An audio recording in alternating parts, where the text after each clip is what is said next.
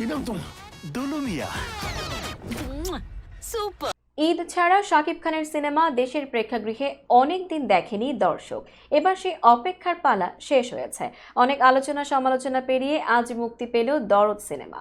প্রথম সপ্তাহে দেশে ৮৩ হলে মুক্তি দেয়া হচ্ছে দরদ, যা দ্বিতীয় সপ্তাহে আরও বাড়বে। এদিকে দরদ মুক্তি উপলক্ষে একটি ভিডিও বার্তা দিয়েছেন অভিনেত্রী সোনাল চৌহান।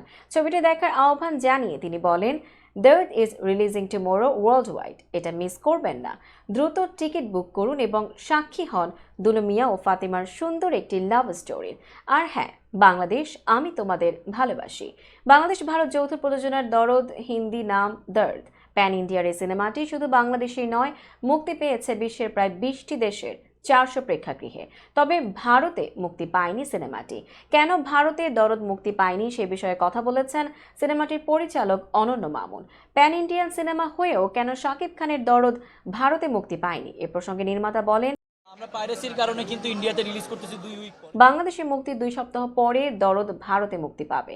এর কারণ মূলত পাইরেসি। বাংলাদেশের পাশাপাশি বিশ্বের অন্যান্য জায়গায় বাংলা, হিন্দি ও তামিলে দরদ মুক্তি পেয়েছে। কেবল একটা দেশেই মুক্তি পায়নি, এটা বড় কোনো বিষয় নয়।